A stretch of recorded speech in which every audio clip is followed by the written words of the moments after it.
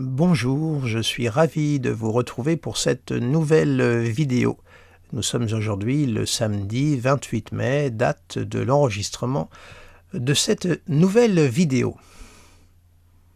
Alors dans celle-ci, je ne vais pas aborder l'actualité politique parce que je fais déjà suffisamment de vidéos sur ce thème et cette actualité-là n'est jamais très, je dois vous dire, très plaisante, très agréable à commenter parce que il est vrai que la vie politique n'a rien d'attrayant en ce moment et c'est toujours très lourd comme vidéo à faire.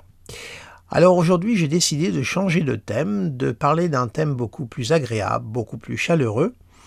Je vais donc vous parler de l'entrée de Vénus dans le signe du Taureau, puisque Vénus vient d'entrer il y a très peu dans le signe du Taureau.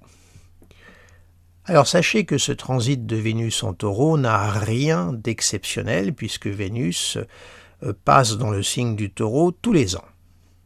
Mais Vénus est une planète, ma foi, très agréable et ma foi, on a du plaisir à s'attarder, s'appesantir sur cette planète.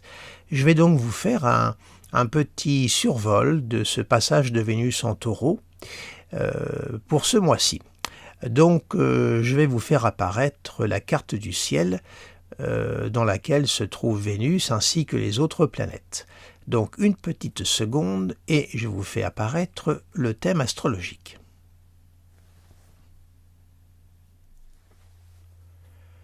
Donc voici là le thème astrologique avec la présence de Vénus que vous voyez ici. Alors sachez que Vénus sera vraiment dans le signe du Taureau, aujourd'hui, le 28 mai, à 17h. 17h42, bon. Vous voyez, 0 degré 03, ça y est, Vénus sera dans le signe du Taureau.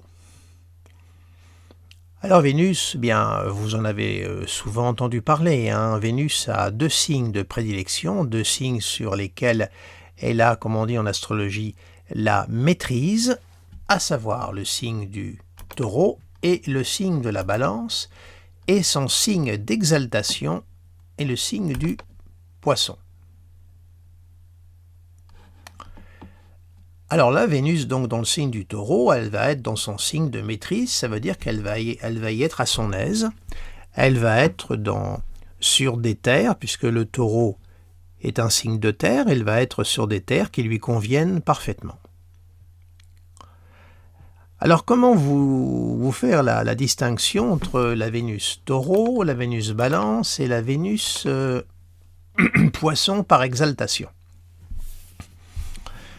Alors je vais essayer d'être très simple avec des exemples plutôt carrés, concrets, pour ne pas trop compliquer les propos, les rendre trop abstraits et même vouloir verser dans une subtilité qui quelquefois complexifie le discours.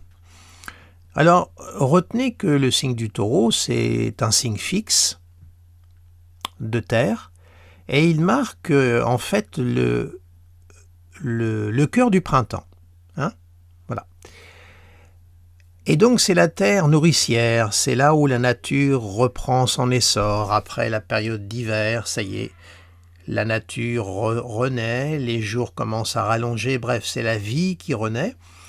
Et ça se passe au moment du soleil, de l'entrée du soleil, n'est-ce pas, dans le signe du Bélier. Lorsque le soleil est à 0 degré du signe du Bélier, ça marque donc l'automne.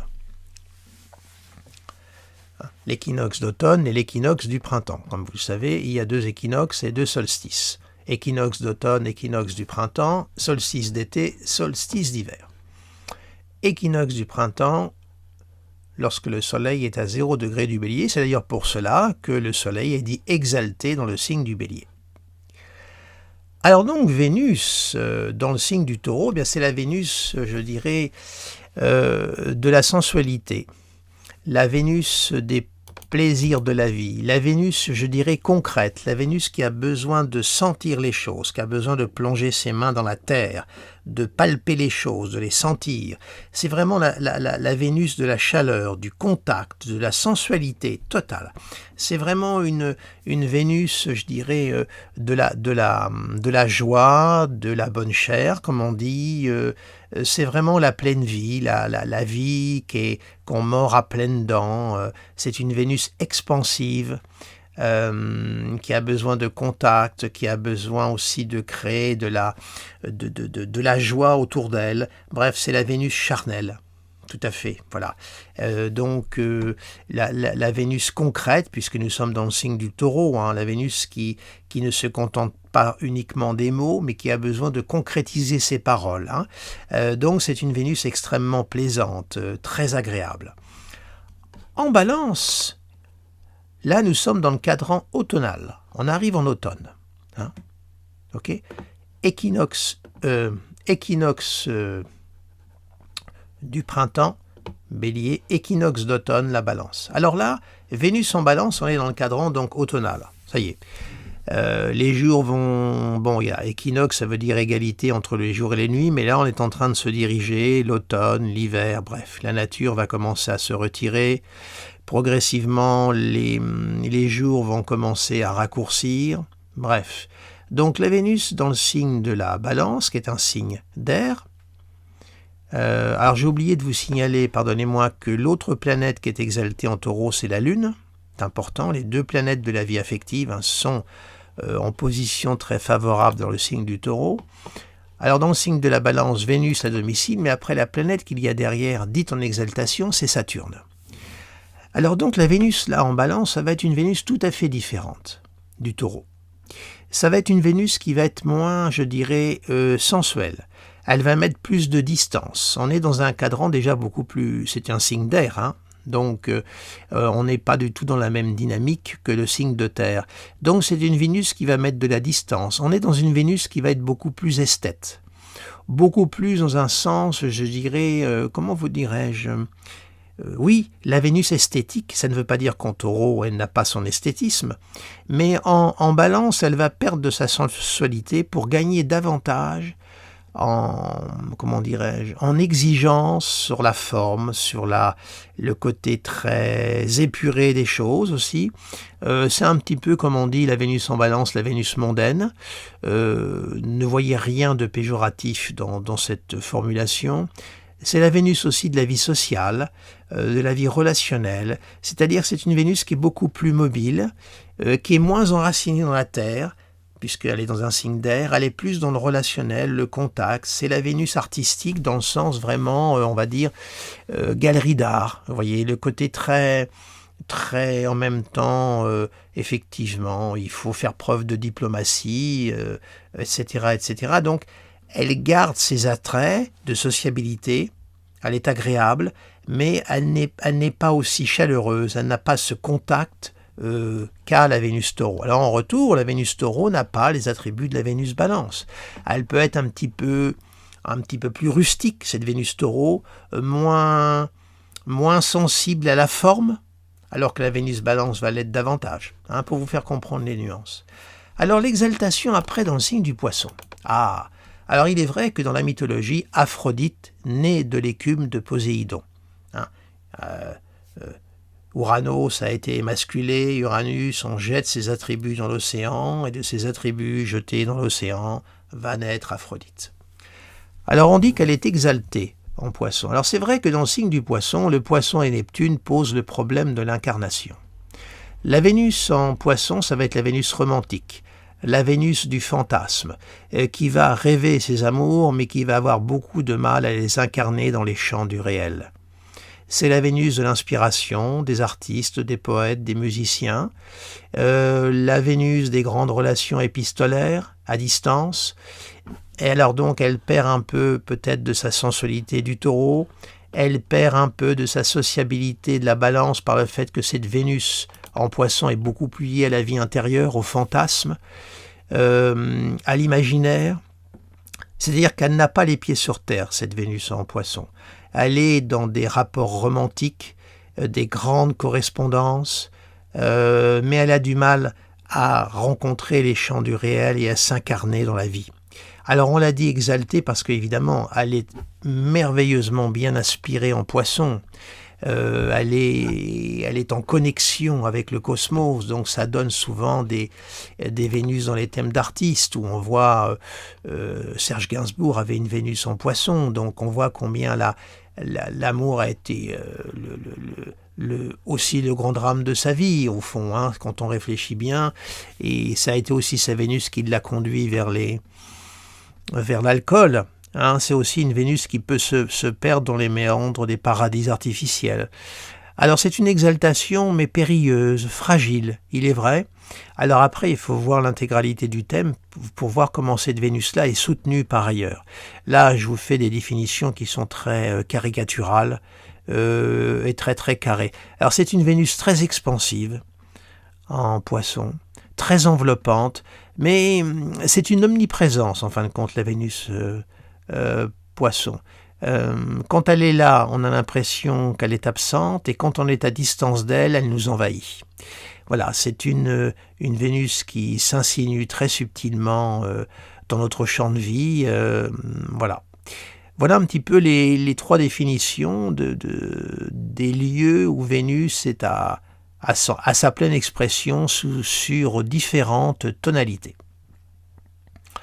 Alors revenons à notre Vénus en Taureau, puisque voilà, elle va traverser le signe du Taureau, et donc ça va être un moment pour nous tous, hein, parce que là c'est le ciel général, eh bien nous allons vivre cette Vénus Taureau. Alors je vais quand même positionner les autres planètes. Alors je vais positionner tout de suite la Lune, puisque la Lune est exaltée en Taureau. Alors en même temps, la Lune, évidemment, reste 2 jours et demi dans un signe, donc c'est pour aujourd'hui. Alors vous voyez, aujourd'hui c'est génial, on a une Lune en Taureau. Regardez, pour le 28 mai, on a Vénus, Lune, Taureau. Alors là, les 2 planètes dans leur signe, c'est magnifique. Donc là, c'est une journée, il faut en profiter pleinement. Soyons au contact des uns des autres, faisons-nous plaisir. C'est le moment de s'enlacer, d'être dans la joie, dans l'expansion, parce que la vie en ce moment est tellement difficile, nom de Dieu, nom de Dieu. Donc lâchons-nous dans les bras d'Aphrodite du Taureau. Donc vous remarquerez aussi que les gens qui ont des Vénus souvent Taureau ont besoin de toucher les autres, de les sentir. Hein. C'est vraiment la Vénus de la proximité, du contact. Remarquez ça. Hein. Remarquez par exemple, regardez, Emmanuel Macron. Il a une Lune en Taureau. Alors oui, elle est opposée à Uranus et au carré de Mars. Mais elle est quand même dans le Taureau. Vous avez remarqué que quand il va au contact, il a besoin de toucher les gens. Vous remarquerez qu'il les harponne toujours. C'est un automatisme chez lui. Il prend les gens par la main, par l'avant-bras, il les harponne tout de suite. Ça, c'est un automatisme. C'est typique de la sensualité de la Lune Taureau. C'est la Lune de la proximité, du contact. Hein. Elle est là. Ça s'exprime quand même chez les êtres. Alors là, aujourd'hui, pour le 28 mai, on a ce beau cocktail, donc franchement, c'est une journée il faut créer de la joie autour de soi. Hein. Comme je dis toujours, les aspects planétaires sont aussi ce que nous en faisons.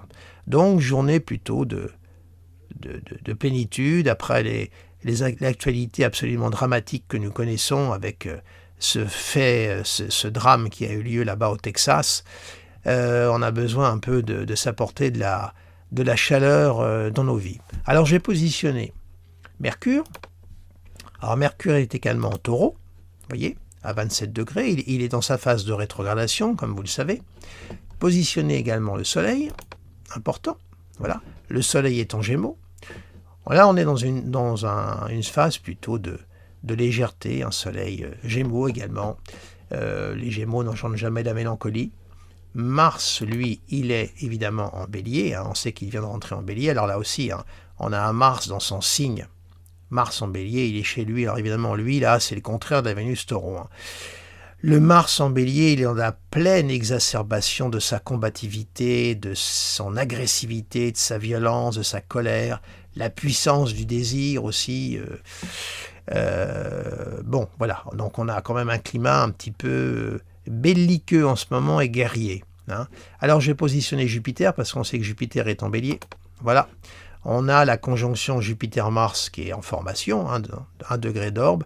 Alors évidemment, là, c'est une exacerbation de l'agressivité, de la violence.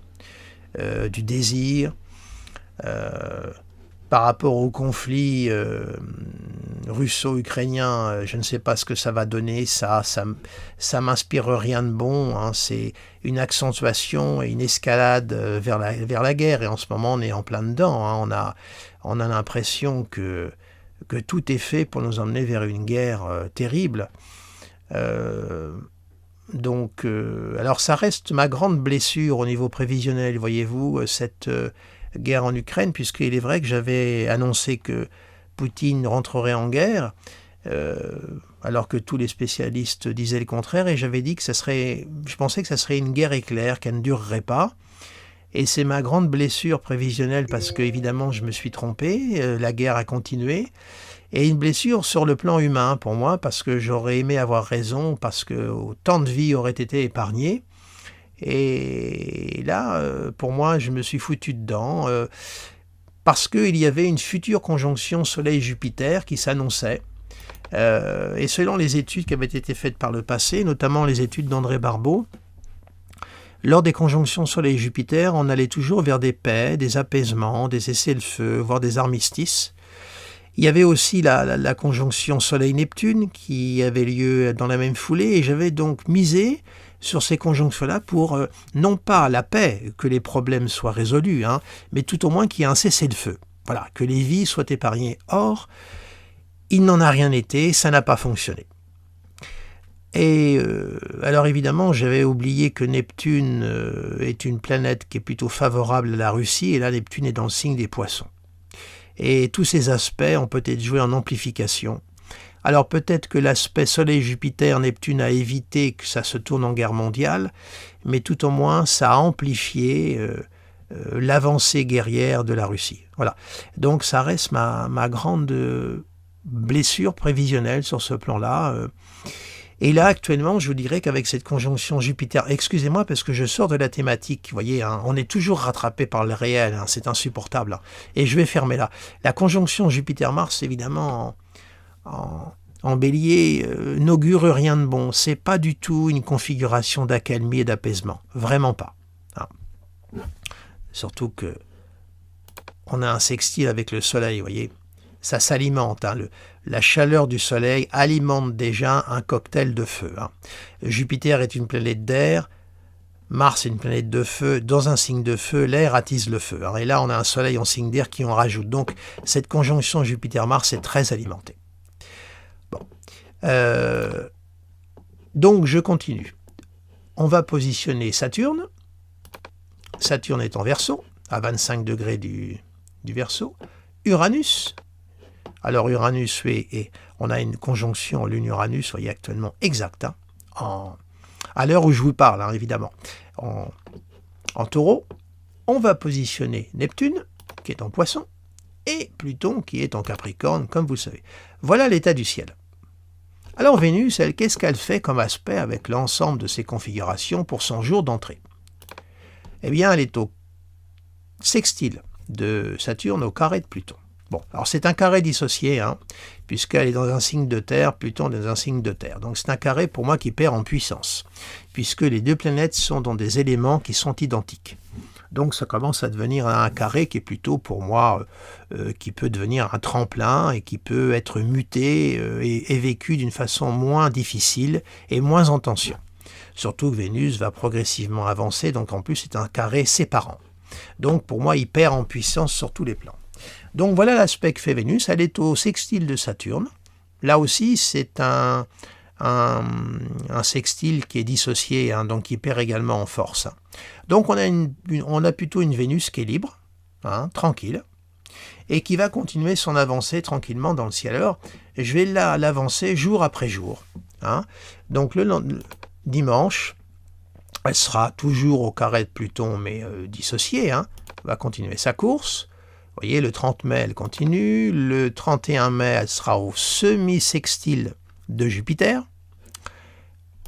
Continuez. Le 1er juin, elle sera semi-sextile, donc les deux là, Jupiter-Mars, et puis sextile à la Lune. Mais alors là, vraiment, ça va être un sextile très très rapide, puisque ça sera à 17h42, parce que là je suis fixé à 17h42.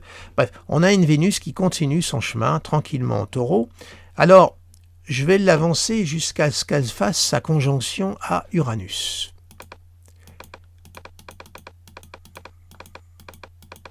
Voilà, nous aurons donc le 11 juin une conjonction Vénus-Uranus, vous voyez, qui sera dans l'ordre de l'opposition de la Lune d'ailleurs. Ce sera le seul aspect que la Vénus va former ce jour-là. Une conjonction Vénus-Uranus en Taureau, c'est une conjonction évidemment très ambivalente. Parce que Uranus, lui, c'est pas vraiment l'astre qui est à l'aise avec les affects. Hein. Il a plutôt tendance à les botter en touche. Alors là, une conjonction Vénus-Uranus en Taureau, c'est vraiment la conjonction de l'union libre totale. C'est l'amour libre, sans entrave, sans entrainte, sans contrainte, pardonnez-moi. On a envie de vivre librement ces pulsions amoureuses. On a envie, c'est vraiment la position de l'amour libre, de l'union libre. Donc on est là dans une configuration qui est plutôt sympathique. Moi, ça me plaît bien, hein, ça. Alors évidemment, ça n'engage que moi. Hein. Tout au moins, là, on est dans la Vénus et jouissez sans entrave. Vénus-Uranus en Taureau, c'est plutôt sympathique. Hein. Alors, au fond, Vénus va avancer progressivement dans le thème. Vous voyez, voilà les positions générales pour le 11 juin. Hein. Mais comme mon propos ne repose que sur Vénus, je m'arrête sur Vénus simplement. On a là une conjonction opposée. Vous voyez, opposée à la Lune, c'est-à-dire que les sentiments, c'est la Vénus complètement sensuelle, charnelle. Les sentiments, c'est autre chose. C'est-à-dire que là, on peut se laisser aller au plaisir de la chair. Alors, entendez la chair dans l'acception large du terme, sans forcément s'embarrasser de sentiments. Vous voyez, on est dans une forme d'instantanéité avec Uranus, hein, dans une primarité, on vit pleinement, sans entrave, on ne se pose pas de questions.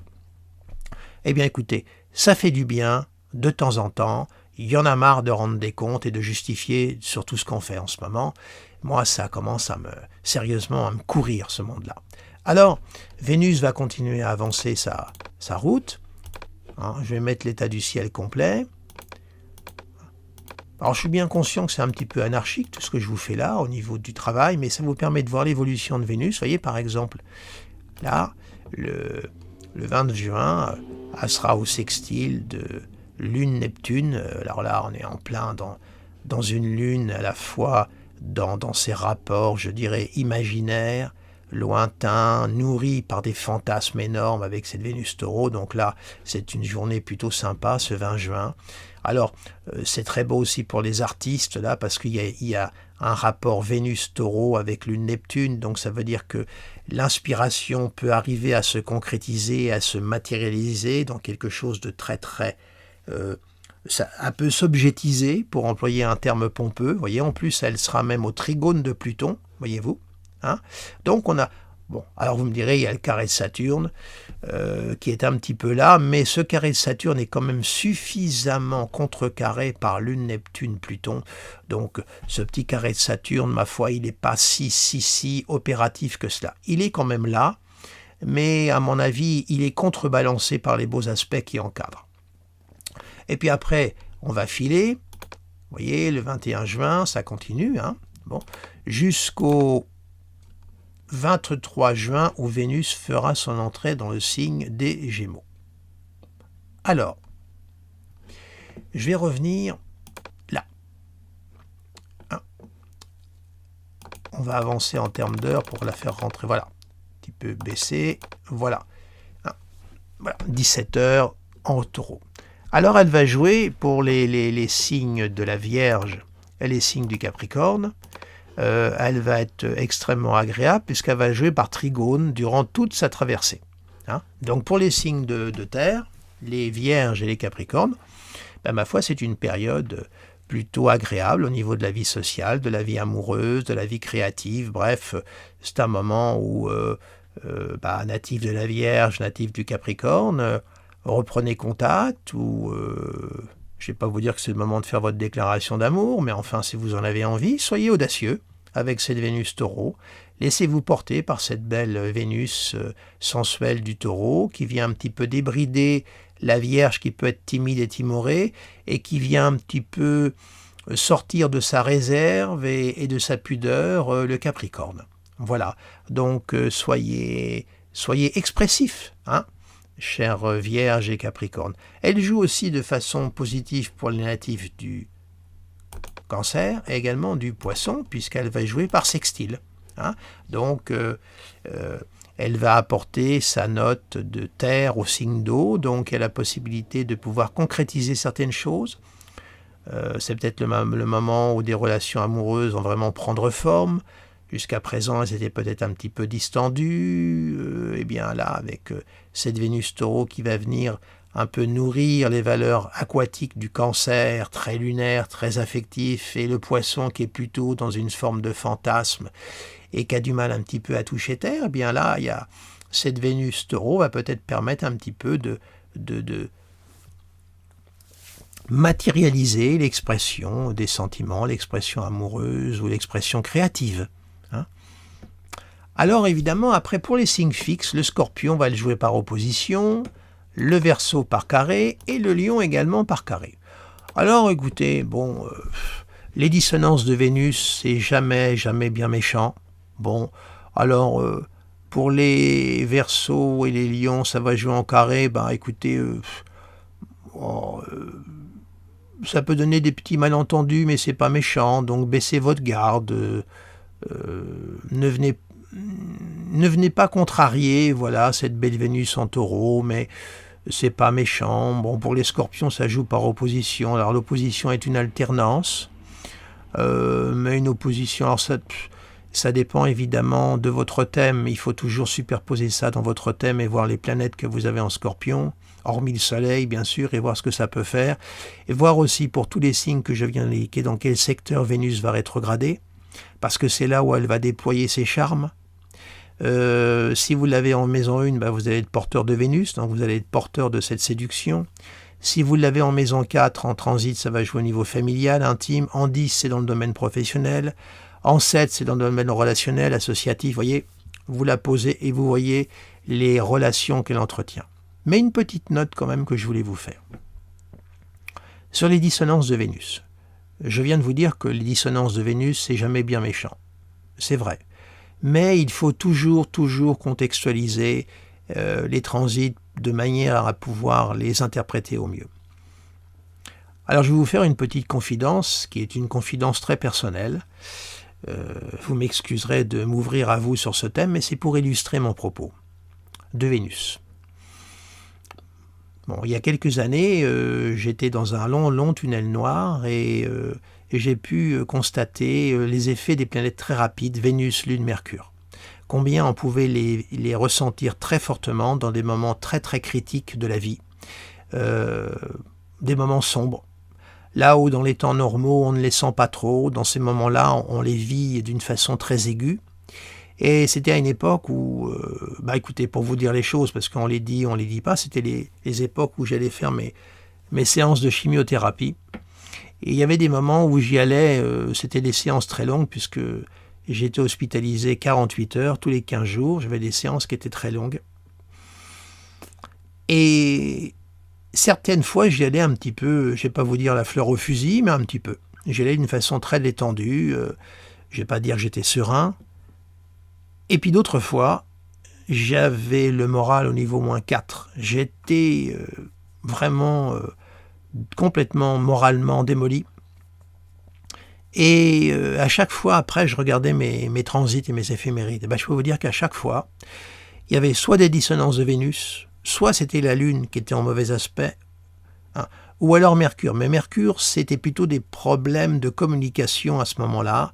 J'ai pu noter aussi les problématiques d'un Mercure rétrograde, les quiproquos qu'il pouvait avoir, etc. Un jour, on ne m'avait pas apporté la bonne chimiothérapie et j'avais eu le réflexe, Mercure était rétrograde. J'avais demandé à l'infirmier de vérifier si c'était la bonne chimio, et c'est pas une histoire que je vous raconte, c'est vrai.